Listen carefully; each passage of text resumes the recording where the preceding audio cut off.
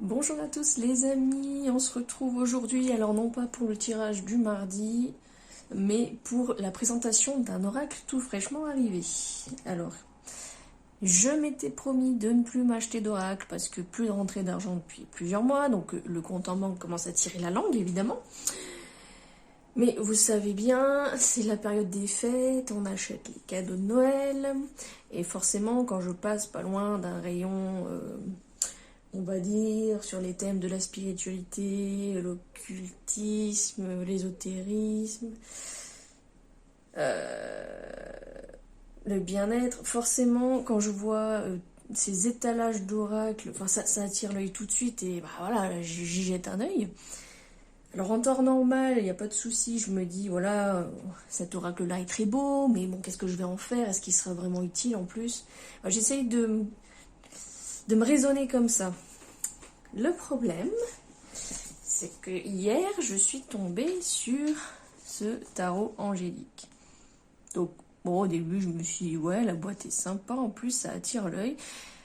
Bah, alors, c'est quand j'ai tourné la boîte et que j'ai vu les cartes et je me suis dit, non, mais c'est la boîte, enfin, c'est le jeu qui vient compléter, on va dire, l'occulte tarot que j'ai déjà. Et là, non, je me suis dit, c'est pas possible, il faut que je le prenne, quoi. Faut que... Alors déjà que j'ai celui-ci qui trône, on va dire, dans mon étagère du côté de mes oracles sombres. Hein, donc, il annonce la couleur, on va dire. Et ben maintenant, j'ai celui-ci qui va avec les oracles un peu plus lumineux, un peu plus, on va dire, positifs. Alors, je vais vous le présenter, du coup, évidemment. Hein. Alors, ce qui est bien, c'est que là, du coup, c'est la version française, parce que moi, l'occulte tarot, je crois qu'il n'existe pas d'ailleurs en français. Hein. Je me l'étais procuré du coup sur un site britannique, je crois. Donc vous voyez, c'est le même style. Hein. Et voilà, donc bon, bah c'est dommage parce que du coup j'en ai un en anglais et l'autre en français. Mais bon, c'est pas grave. Du moment que j'ai les deux, là, ça me va très bien. C'est juste que tant mieux que celui-ci soit en français parce que du coup il est un peu plus complet dans le livret que l'autre. Parce que l'autre, il ne fait que répéter ce qui est écrit dans les cartes. D'ailleurs, pour ceux qui sont intéressés par une présentation de l'occulte tarot, j'ai déjà fait une vidéo sur mes oracles sombres. Je vous mettrai un lien à la fin de la vidéo si vous voulez voir sa présentation. Du coup, je ne vais pas la refaire. Je vais juste vous montrer les similarités. La présentation est la même. Alors, l'occulte tarot, voilà, hein, le petit livret. Grosso modo, voilà. Hein. Vous voyez, là, il y a vraiment juste une répétition de ce qui est écrit sur la carte, donc on n'apprend rien. Voilà pour le petit carton, la boîte cloche. Mais bon, voilà. Lui, on va pas se focaliser sur celui-là. Aujourd'hui, ça sera le tarot angélique. Hein.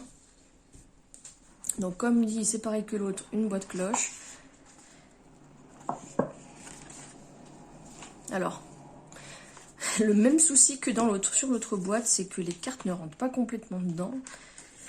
Et d'ailleurs, la dernière de la pile, au fond, elle était coincée. Donc, c'est pas terrible. Ils auraient pu prévoir soit un poil plus grand, et en tout cas plus haut, parce que ça rentre pas. Bon, on va déjà regarder le petit livret. Il est vraiment fait... c'est similaire à l'autre. Hein. Les feuilles sont bien lisses, enfin, c'est vraiment agréable. Et puis, il y a quelques illustrations très sympas. Alors, on tape des matières, donc on a l'introduction évidemment, la hiérarchie des anges, la conjuration des esprits angéliques, le grand pentacle de Salomon, invoquer et congédier les esprits angéliques, comment utiliser le tarot d'évocation des anges. Alors, au passage, hein, ce jeu-là apparemment est sorti le 25 novembre dernier, donc il est vraiment récent, cette édition française du moins. Bon, la petite intro, je vous la passe, hein. Alors, pour ceux qui ne connaissent pas la hiérarchie des anges, vous avez les séraphins qui sont tout en haut du rang angélique. Vous avez les chérubins. Donc, les séraphins, pardon, ils sont composés de 6 ailes et ils volent autour du trône de Dieu. Vous avez les chérubins qui gardent le jardin d'Éden et escortent le trône de Dieu. Les trônes Donc qui sont de grandes roues couvertes Dieu, qui délivrent la justice divine, soutiennent Dieu et restent à jamais en sa présence. Les dominations qui apparaissent comme des humains d'une beauté parfaite avec des ailes, qui sont chargés de réglementer les devoirs des anges de rang inférieur. Les vertus, donc les anges du cœur des vertus, sont chargés de faire des miracles sur la terre. Ils possèdent une énergie inébranlable qui émane de leur capacité divine. Les puissances, elles veillent à ce que le cosmos reste en ordre. Ce sont des anges guerriers, prêts à détruire les mauvais esprits ou à les jeter en prison. Les Colossiens, alors 1:16, car c'est en lui qui ont été créées toutes choses, dans les cieux et sur la terre, les visibles et les invisibles, trône, domination, principauté, puissance, tout a été créé par lui et pour lui. Les principautés, les anges des principautés guident et protègent les nations, les races et les institutions. Ils sont les éducateurs et les gardiens du royaume des mortels. Les archanges, donc les principaux chefs des anges qui apparaissent parmi les mortels, leur puissance est grande et ils servent Dieu directement. Et enfin, on a les anges, qui sont les messagers de la lumière divine, qui descendent des cieux pour servir les mortels. Ils ont des pouvoirs et des rôles divers, et certains se voient confier des tâches spécifiques. Ils sont capables d'accomplir de grands miracles et de déclencher d'énormes destructions. Alors, ensuite on a la conjuration des esprits angéliques. Alors en fait ces jeux-là, ils servent à invoquer les anges ou du coup les démons. Donc c'est vrai que c'est une petite spécificité de ce jeu, c'est pas uniquement un tarot, on s'en sert vraiment aussi pour ça, quoi. Donc on a le Pentacle de Salomon, encore une belle illustration comme vous voyez. Alors après on vous explique comment invoquer et congédier les esprits angéliques. Alors moi au début quand j'ai vu évocation, je me suis dit c'est une erreur de traduction. Alors oui, je dois être inculte. Pour ceux qui comme moi ne connaissent pas ce terme et pensent qu'on doit utiliser uniquement invocation, l'évocation c'est évoquer les esprits, enfin les invoquer si vous voulez, mais bon, évoquer les esprits par la magie. Comme ça, comme moi, vous aurez appris quelque chose. Je vous explique comment leur donner la permission de partir, une fois qu'ils ont fait leur travail. Encore une belle illustration. Hop, donc comment utiliser le tarot d'évocation des anges. Donc par la méditation, par la divination. Alors, par la divination, donc vous avez une réponse à carte unique, une réponse avec 3 cartes, c'est vraiment des classiques. Et divination et évocation de la croix celtique. Bon, c'est comme le tirage de la croix celtique, avec des toutes petites particularités, donc je vais quand même vous en parler de ce tirage-là. Donc, en fait, vous allez devoir tirer, enfin, si vous avez déjà décidé d'évoquer, je vais y arriver, un ange en particulier, il va falloir prendre cette carte-là, soit la choisir, enfin non, vous allez la choisir, ensuite vous allez couper et mélanger le jeu 3 fois. Donc vous avez la carte significateur qui est placée devant vous, et ensuite vous allez tirer donc la première carte et la poser sur le significateur. Elle représente l'énergie et le thème général de la lecture. Ensuite, vous allez tirer la deuxième carte qui va représenter les défis à relever. La troisième carte, elle va révéler l'issue des événements futurs et représente l'objectif le plus haut visé dans la situation donnée. La quatrième carte, elle va révéler les énergies qui entourent déjà la personne en question et un ange qui est déjà descendu pour lui apporter de l'aide. En cinquième carte, vous avez donc la carte qui révèle le passé et les énergies qui étaient présentes mais qui sont désormais en train de disparaître. Je suis désolée, je suis essoufflée, je pense que c'est la grossesse, c'est horrible. On dirait que je cours un marathon. Je ne fais que lire, mais bon. Alors, la sixième carte. Là, celle-ci, elle va révéler l'avenir et les énergies qui sont en train de naître. La septième carte, elle va représenter le consultant, son état d'esprit et les énergies qui l'entourent. La 8e carte, alors elle représente l'énergie qui entoure le consultant au sein de son foyer et de sa situation familiale. La 9e carte qui révèle soit le pire, soit le meilleur de ce qui pourrait arriver. Donc c'est pas un signe de ce qui sera ou de ce qui arrivera, mais de ce qui est possible au plus haut ou au plus bas niveau. Elle peut également représenter une crainte spécifique en lien avec la situation. Et enfin, la 10e et dernière carte révèle l'avenir ultime et la réponse à la question. Si une demande spécifique a été faite, c'est l'ange qui va la délivrer et la manière dont elle arrivera est présentée conjointement avec les 3e et 6e cartes, donc qui représentent l'avenir. Interprétées ensemble, ces 3 cartes doivent être considérées comme une guidance pour les événements futurs et elles doivent fournir une réponse à la question. Les 3 anges se trouvant en 3e, 6e et 10e position sous la direction de l'ange qui a été choisi comme significateur entoureront le consultant. Ils sont chargés de manifester les événements futurs. Une fois que vous avez terminé votre tirage, récitez la permission de départ qui se trouve à la page 15 afin que les énergies angéliques sachent que leur travail avec vous est terminé pour l'instant. Donc voilà pour la petite spécificité de ce tirage en croix celtique. Alors, présentation donc des cartes. Donc elles sont faites exactement pareil que les cartes de l'occulte tarot. Donc vous avez à chaque fois... Alors en fait les cartes sont dans l'ordre, enfin triées par numéro d'ange. Hein, vous savez, ils ont tous un numéro. Donc c'est trié comme ça. Donc vous attendez pas à avoir le même ordre que dans le tarot. Là principalement c'est focalisé sur l'ordre des anges. Et à chaque fois on lui associe... je vais pas y arriver. Hein, on associe à chaque carte une correspondance au jeu du tarot. Donc là, par exemple, vous avez Veuia, je ne sais jamais les prononcer. Donc, il correspond au mat dans le tarot. Vous avez son numéro angélique, la signification de son nom, la signification astrologique de la carte de l'ange. Donc là, on a volonté et nouveau départ. On a l'office de l'ange, donc aide dans les grandes entreprise difficile pour celui-là. Le sigil d'invocation et le pentacle de Tos grec. Je ne sais jamais si on dit là ou le sigil aussi, c'est pareil. Désolée. Alors, donc là, on a donc les présentations directement des cartes. On vous a mis à part les 6 archanges. Donc vous avez l'archange Michel, semblable à Dieu, donc qui est associé au chariot. L'archange Métatron, l'ange archiviste qui est associé à la roue de la fortune. L'archange Gabriel qui est associé à la lune. L'archange Aniel qui est associé aux amoureux. L'archange Kamaël, lui, qui est associé au diable. Et l'archange Uriel qui est associé à la tour. Et ensuite, vous avez les 72 anges. Donc, je vous montre brièvement comment c'est présenté. Donc je vais vous en lire un. Donc on va prendre Keitel par exemple.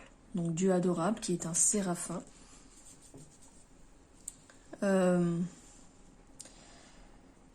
Est-ce que c'est écrit la même chose que sur la carte? Non. Je pense que c'est extrait du psaume justement. Venez, prosternons-nous et adorons. Réfléchissons le genou devant le Seigneur qui nous a fait. Alors, la personne née sous l'influence de cet ange aimera le travail, l'agriculture, la campagne et la chasse et sera très active dans les affaires. Keitel sert à obtenir la bénédiction de Dieu et à chasser les mauvais esprits.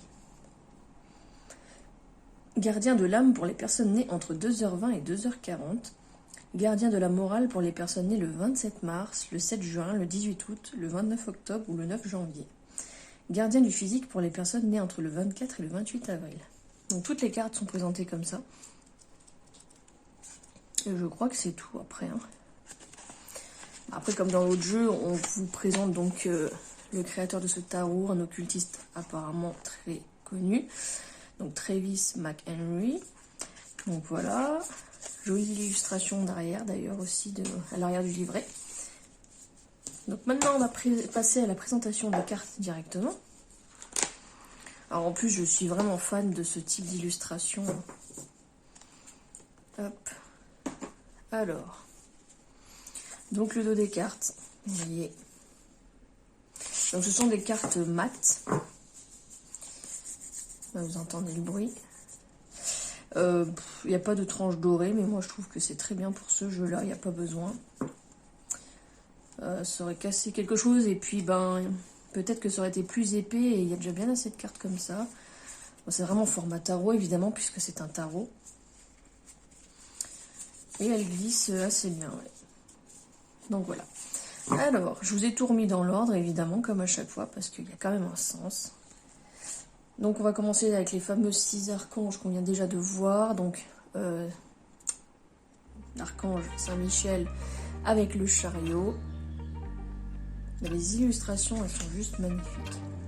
Métatron, donc la roue de la fortune. Gabriel, la lune. Aniel, les amoureux. Canaël, le diable. Uriel, la tour. Alors on a Veouya, le mat.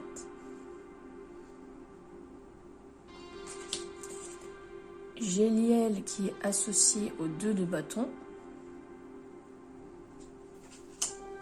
Il est très beau celui-là aussi. Donc on a Citaël associé aux 3 de bâton. Elémia, la reine de bâton. Maasia, 4 de bâton.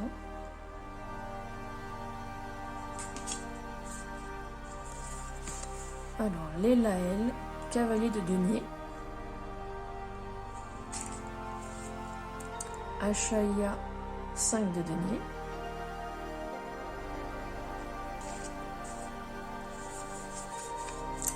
Kaetel, donc as de denier.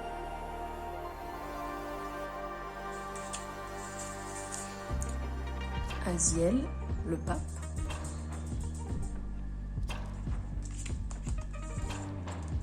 Aladia, 6 de denier.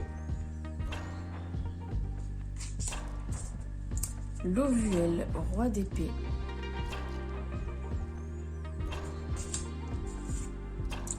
Aaya, valet d'épée.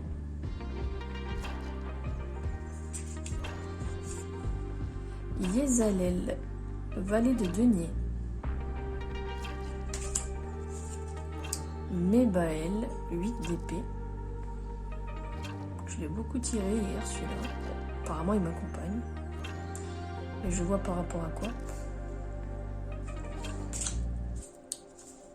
9 d'épée Ariel.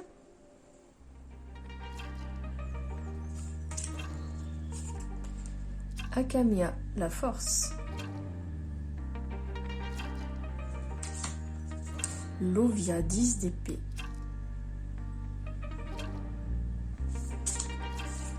Kaliel, la justice.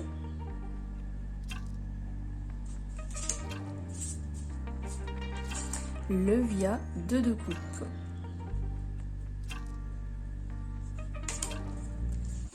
Paalia, reine de coupe. Nelkael, le pendu.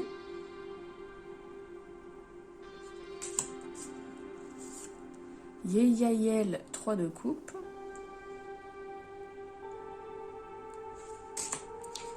Mélaël, 4 de coupe.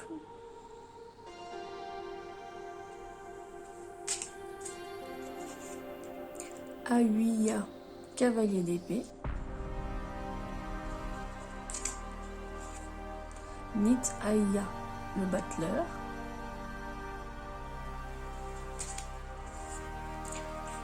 Aïa, 5 d'épée.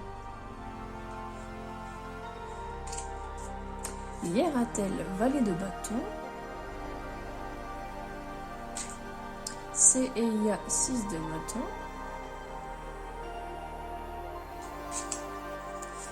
Rayel, 7 de bâton.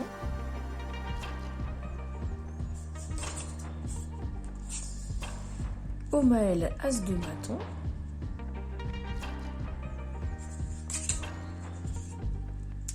Le Cabel, 8 de denier.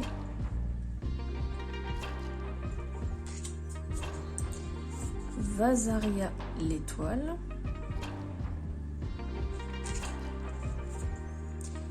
Yehuia 9 de denier,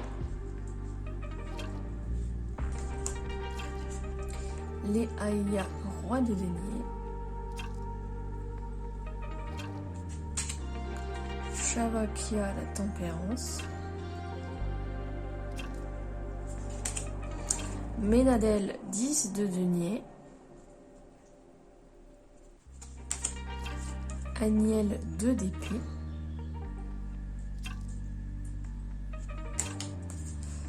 Amia reine d'épée,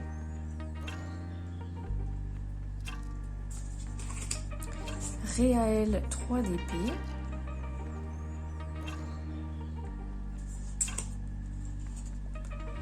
Yeyazel valet de coupe, Aael 4 d'épée, l'empereur, donc Michael,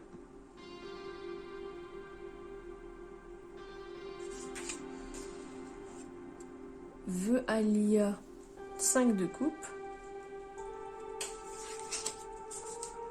Yelaïa la papesse,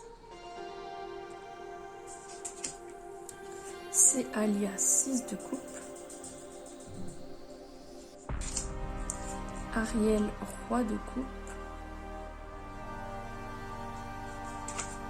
Azalia 7 de coupe,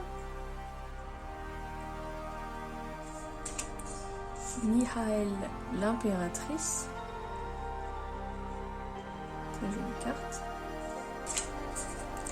Véuel 8 de bâton,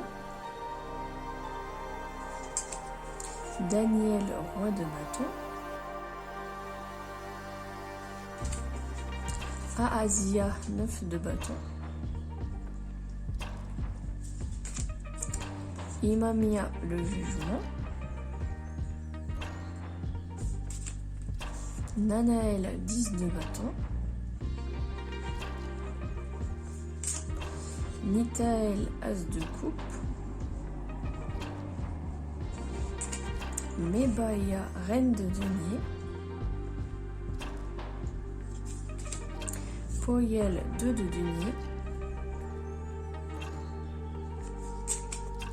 Nemamia 7 de denier. D'ailleurs ça c'est mon ange de naissance.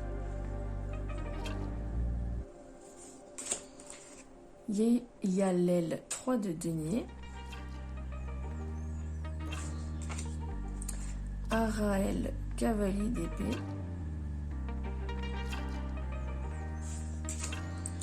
Misraël 4 de denier, Humabel as d'épée, Yaël 5 d'épée, Anoël 6 d'épée, Meyel le soleil. Et au moment où je dis ça, il y a encore moins de luminosité. Damabia le monde. J'adore la petite moue qu'il fait. Manakel 7 d'épée.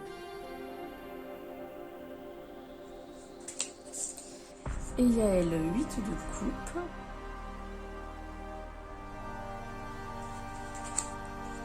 Abuya le 9 de coupe.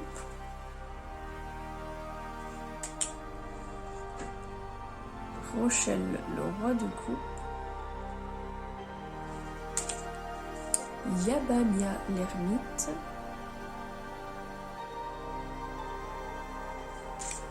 Ayaël 10 de coupe.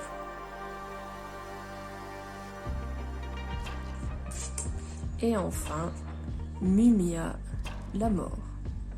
Et je trouve l'image absolument sublime au passage. Avec ce sablier qui représente bien le temps qui s'est écoulé et que bon bah maintenant voilà il est temps de quitter cette vie là pour en commencer une autre. Voilà. Bah écoutez, j'espère que cette présentation vous aura plu. Et peut-être donner envie d'acquérir ce jeu. Alors c'est pas un jeu peut-être que j'utiliserai pour les guidances, je pense pas. Par contre à titre personnel, oui, il va m'être très très utile.